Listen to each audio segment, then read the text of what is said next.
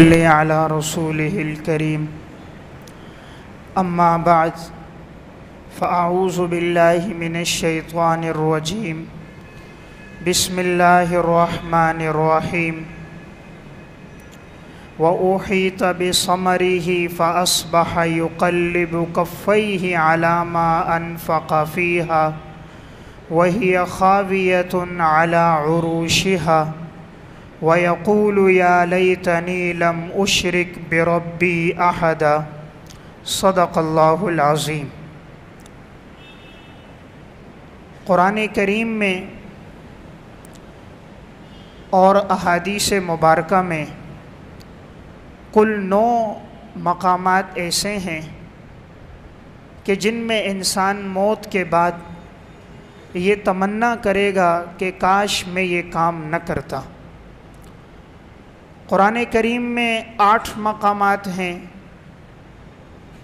اور حدیث مبارکہ میں ایک چیز کا تذکرہ ہے۔ میں یہ تلاش کرتا رہا کہ ایسے مقامات کون کون سے ہیں، تو پورے قرآن میں 8 مقامات ہیں اور 1 مقام حدیث میں ہے۔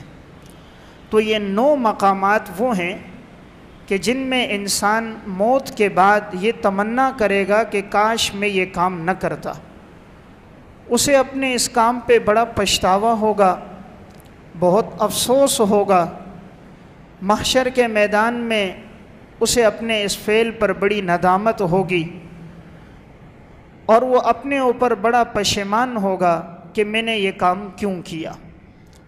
اب وہ کام کون سے ہیں کہ ہمیں پتہ چل جائے تاکہ ہم ان سے اپنے آپ کو بھی بچائیں، اپنے اہل و عیال کو بھی بتائیں کہ یہ وہ کام ہیں کہ اگر ہم نے یہ کر لیے تو کل روز محشر ہمیں اپنے افعال پہ پچھتاوا ہوگا۔ تو بعض کا تعلق کرنے سے ہے اور بعض کا تعلق نہ کرنے سے ہے۔ ان میں نمبر 1 سب سے پہلا کام کہ انسان یہ کہے گا کاش میں اللہ کے ساتھ کسی کو شریک نہ ٹھہراتا۔ سورہ کہف آیت نمبر 42 میں ہے، اللہ رب العزت فرماتے ہیں وَيَقُولُ يَا لَيْتَنِي لَمْ أُشْرِكْ بِرَبِّي أَحَدًا، کاش میں اللہ کے ساتھ کسی کو شریک نہ ٹھہراتا۔ یعنی انسان کو اس بات پر روز محشر بہت افسوس ہوگا کہ اگر اس نے اللہ کے ساتھ کسی کو شریک ٹھہرایا ہوگا تو اسے اپنے اس فعل پر بڑی ندامت ہوگی۔ اللہ کے ساتھ کسی کو شریک ٹھہرانا اس کو شرک کہا جاتا ہے۔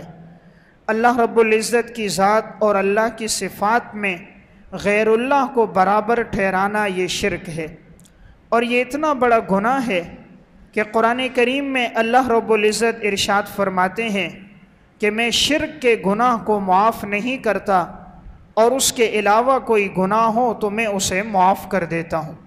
ان اللہ لا یغفر ان یشرک بہ ویغفر ما دون ذلک لمن یشاء، یقیناً اللہ معاف نہیں کرتا جو اللہ کے ساتھ کسی کو شریک ٹھہرائے، اور اس کے علاوہ اگر گناہ ہو تو اللہ معاف کر دیتا ہے۔ ومن یشرک باللہ فقد ضل ضلالا بعیدا، اور جو اللہ کے ساتھ کسی کو شریک ٹھہرائے گا یقیناً یہ شخص تو بہت بڑی گمراہی میں پڑ گیا۔ ایک اور مقام پر اللہ رب العزت نے فرمایا کہ جو میرے ساتھ کسی کو شریک ٹھہراتا ہے وَمَن يُشْرِكْ بِاللَّهِ فَقَدِ افْتَرَىٰ اسْمًا عَظِيمًا، جس نے اللہ کے ساتھ کسی کو شریک ٹھہرایا اس نے تو اللہ پر بہت بڑا بہتان باندھا۔ حضرت لقمان نے جب اپنے بیٹے کو نصیحتیں کی تو قرآن کریم میں ہے انہوں نے نصیحت فرمائی یا بنی لا تشرک باللہ ان الشرک لظلم عظیم، پیارے بیٹے اللہ کے ساتھ کسی کو شریک نہ ٹھہرانا، اس لیے کہ شرک بہت بڑا گناہ ہے۔ شرک کی 3 قسمیں ہیں۔ نمبر 1 شرک فی العلم۔ شرک فی العلم کا مطلب یہ ہوتا ہے کہ اللہ کے علاوہ غیر اللہ کو علم میں اللہ کے ساتھ شریک ٹھہرانا۔ ہم سب کا یہ عقیدہ ہے کہ ہر چیز کا علم اللہ رب العزت کے پاس ہے، ماضی کا، حال کا، مستقبل کا، 7 زمینوں 7 آسمانوں کا، فضا کا، سمندر کا، خشکی کا، انسانوں کا، جانوروں کا، ہر چیز کا علم اللہ رب العزت کے پاس ہے، یہاں تک کہ اللہ رب العزت قرآن کریم میں فرماتے ہیں کہ اگر کوئی پتا بھی نیچے گرتا ہے تو تیرے رب کے حکم سے گرتا ہے۔ وَيَعْلَمُ مَا فِي الْبَرِّ وَالْبَحْرِ وَمَا تَسْقُطُ مِنْ وَرَقَةٍ إِلَّا يَعْلَمُهَا، اگر درخت کا کوئی پتا گرتا ہے تیرے رب کے حکم سے گرتا ہے۔ اللہ رب العزت فرماتے ہیں یعلم ما فی البر والبحر، میں خشکی کا علم بھی جانتا ہوں اور میں تری کا علم بھی جانتا ہوں، یعنی ہر چیز کا علم صرف اللہ کے پاس ہے۔ اب اگر کوئی شخص اس علم کو غیر اللہ کے لیے بھی برابر ٹھہرائے کہ غیر اللہ کے پاس بھی یہ علم موجود ہے، تو اسے کہا جائے گا شرک فی العلم، کہ یہ صرف اللہ کے ساتھ علم ہے، اللہ کے علاوہ کوئی انسان ماضی حال مستقبل کا اور غیب کا علم نہیں جانتا۔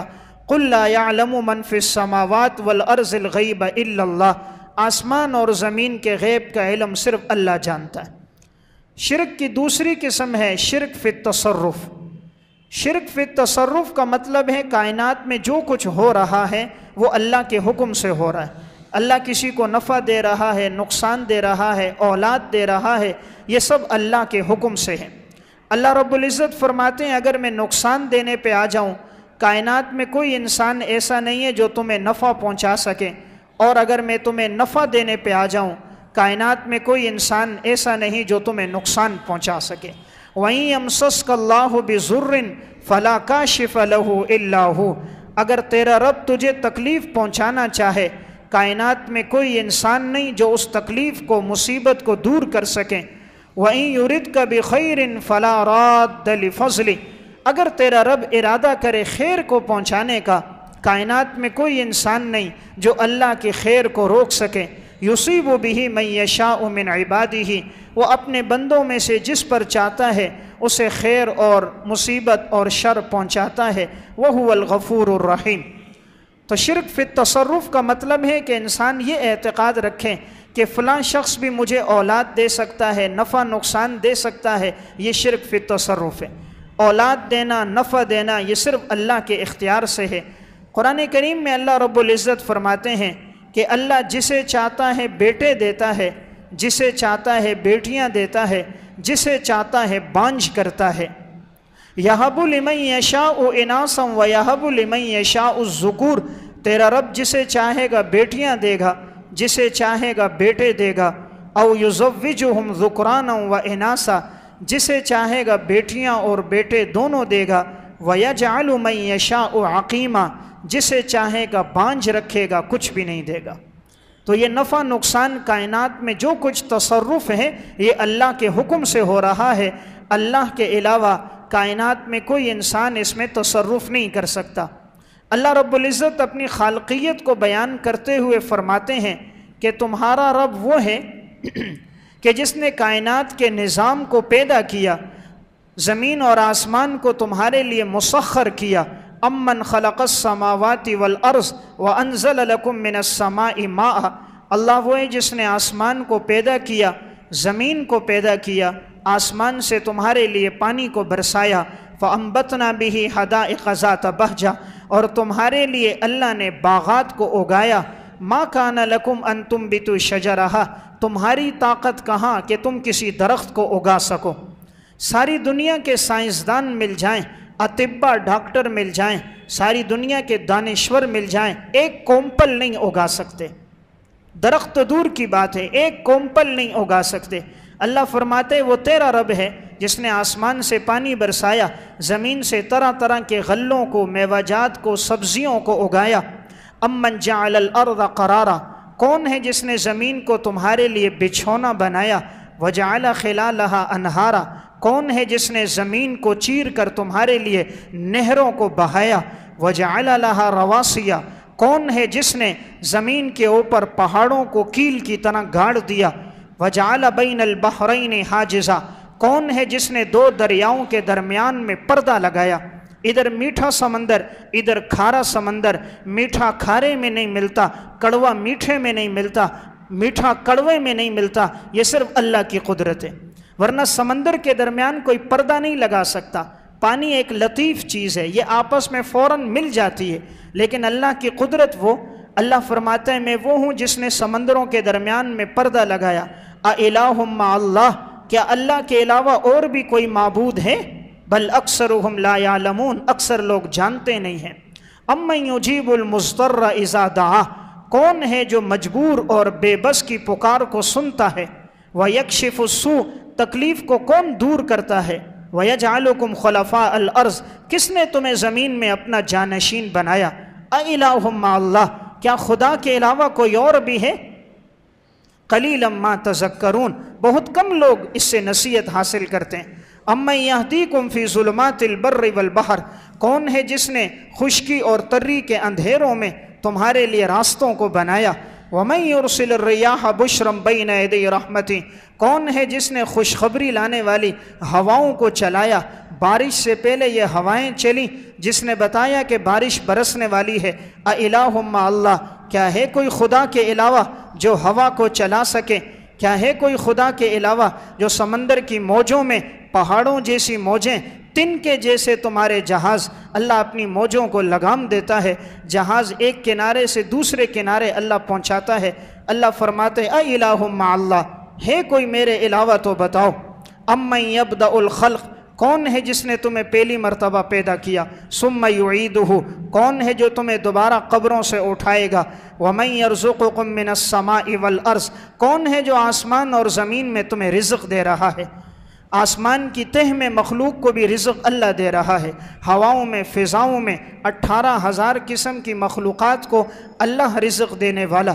تو اس لیے شرک کی دوسری قسم ہے شرک فی التصرف، کہ انسان یہ اعتقاد رکھے کہ معاذ اللہ اللہ کے علاوہ فلاں بزرگ یہ کام کر رہا ہے، فلاں بزرگ یہ اولاد دے رہا ہے، فلاں ولی کے پاس یہ اختیار ہے، تو یہ شرک ہے۔ یہ اختیارات اللہ نے اپنے علاوہ کسی کو نہیں دیے۔ نمبر 3، شرک فی العبادت۔ شرک فی العبادت کہا جاتا ہے کہ انسان اللہ کے علاوہ غیر اللہ کی عبادت کرے، یہ جائز نہیں ہے۔ سجدہ صرف اللہ کے سامنے ہوگا، جھکنا اللہ کے سامنے ہوگا، نظر و نیاز اللہ کے نام پر ہوگی، عبادت صرف اللہ کے لیے ہوگی، غیر اللہ کے لیے عبادت جائز نہیں ہے۔ اگر کوئی قبر پہ جا کے طواف کرتا ہے شرک کرتا ہے، کوئی قبر کو جا کے بوسہ دیتا ہے شرک کرتا ہے، کوئی قبر پہ سجدہ کرتا ہے شرک کرتا ہے، قبر والے کے نام پر دیتا ہے کہ اس کے نام پہ دے رہا ہوں، شرک ہے۔ اللہ کے نام پر دیں گے ایصال ثواب قبر والے کو کریں گے، جانور کو ذبح کریں گے رب کے نام پر ایصال ثواب کریں گے، مردے کو جانور کو ذبح کریں گے تو بسم اللہ اللہ اکبر غیر اللہ کے نام پہ کر دیا تو یہ شرک ہے۔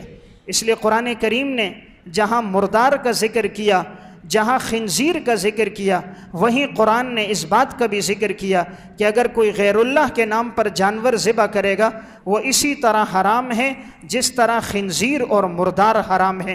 انما حرم علیکم المیتۃ والدم ولحم الخنزیر وما اہل بہ لغیر اللہ، یقیناً حرام کر دیا گیا تم پر مردار کو، خون کو، خنزیر کے گوشت کو، اور جسے غیر اللہ کے نام پہ ذبح کیا جائے اس کو بھی۔ تو اللہ نے غیر اللہ کے نام پر ذبح کرنے کو خنزیر اور مردار کے ساتھ ذکر کیا، معلوم ہوا یہ بہت بڑا گناہ ہے، اس لیے عبادت صرف اللہ کی ہوگی۔ تو پہلی چیز کہ قیامت کے دن انسان کو جو حسرت ہوگی کہ میں نے یہ گناہ کیوں کیا، وہ ہے کہ جو انسان اللہ کے ساتھ شرک کرے۔